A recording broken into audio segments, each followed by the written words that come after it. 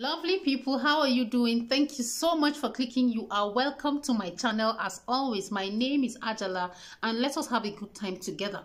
If this is the first time you are stopping by on the channel and seeing my face, I appreciate it because I know that YouTube must have sent you so many videos, but you clicked on mine and I really do not take it for granted.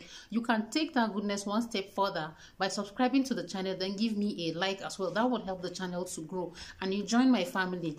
And the reason why I did not upload for this past few days after the wedding was because the other videos that I uploaded, when it was time to edit, I noticed that I was not quite comfortable with the quality of sound that it was giving me. If you notice, I'm not filming with my microphone today. I don't know, I think something is wrong with the microphone anyway, so that was why I decided that I'm going to do this one now without the microphone, and I hope that we're going to get some good quality. And then the other ones that I had already filmed with the microphone, I am going to have to do them again. And you guys know that Vlogmas is coming, so I'm also getting ready to join the Vlogmas train. I'd really appreciate it. But today I want us to talk about something that is touching my heart. I don't even know where to start from. You know, the thing with this our Africa is that we will never run out of conflicts. I don't know why, but I don't know if anybody is so concerned as I am about what is happening in Cameroon. Yes, in Nigeria, we have our own issues, but the thing is that we Nigerians, we are so self-centered, we are so self-absorbed that we don't really know what is happening even to our next door neighbor. Something that if Nigeria should break down in crisis today, all of us want to run out of this country. Cameroon is one of the first countries that will take Nigerians, but we don't even know that Cameroon right now is embroiled in a very bitter conflict. It's not the conflict that is even my problem. It is the reason for the conflict. Yare, language. Not even ethnic Yare like Nigerian languages or African languages. No, but they are fighting over the white man's language. Because Cameroon has this history that is checkered. So there's Anglophone Cameroon and then there's Francophone Cameroon. So the Francophone Cameroonians tend to be more dominant. And the people that are in the Anglophone Cameroon, they want to break out of Cameroon and either form their own independent country, or some people are proposing that they join Nigeria.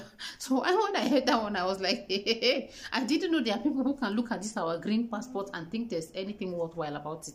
But they are welcome. All I want is a situation where this conflict can be resolved without shedding of blood, without having to go to war. Frankly speaking, I'm bothered about what is happening in Cameroon, and it's just for the past few days that I decided, let me know what is happening in Cameroon, because the crisis spilled into Nigeria. I understand that Ambazonian forces went into Nigeria. That's somewhere in Taraba. Taraba is a state that is on the border between Nigeria and Cameroon. When you cross into the Mandara Mountains, you are in Cameroon. Sure, you understand. And these Ambazonian forces, they've crossed over and they came and were causing mayhem within Nigerian territory. When are we going to get it right on the West African coast, as a matter of fact? I think I'm a firm believer in self-determination. I think that people of a region should determine the destiny of that region, not people from somewhere coming to determine the destiny of the region, not colonial masters, not even the leaders. The people should determine the destiny of that country. If the people of Ambazonia say that they don't want to be Cameroonian anymore, I think we should learn, for crying out loud, that we should try as much as possible to preserve African blood. Let us place a premium on African blood. Let it not be that every small thing we're looking for how to start killing and displacing people.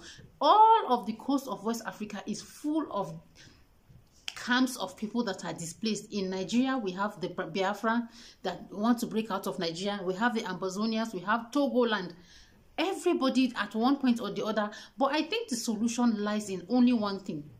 You people are not dispensing justice very well. And I'm speaking this because I think at the root of every matter, whether it is in the Biafran struggle or the Ambazonian struggle or the one in Ghana or wherever it is that you hear of secessionist tendencies, it has a lot to do with the fact that people don't feel like justice is being dispensed without fear or favor. So they feel like if they are on their own, they want to take their destiny into their hands.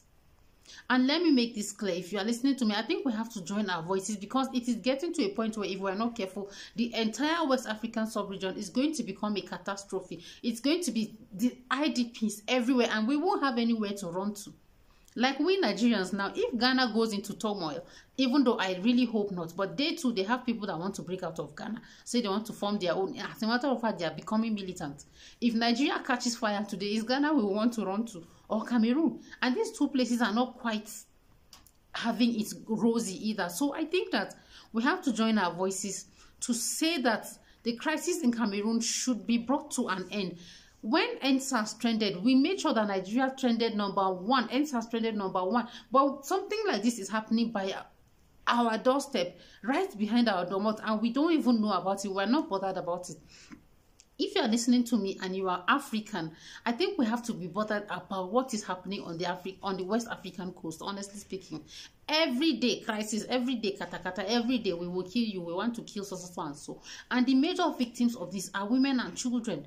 Let us try as much as possible to do what we can to make the West African coast a safe place for women and a safe place for children. And that's the only way we can begin to dream of prosperity and growth everywhere. A lot of times people think that the solution to your problem is to gather as much money as you can and get out of this country. But look at Europe today. They are beginning to bring on all sorts of stricter immigration policies just so that they can keep Africans out, just so that they can keep Middle Easterners out. Look at what they are happening, what they are doing to the Middle Eastern people. Look at the people in Afghanistan say they must enter Poland. Now by force, is Poland your country?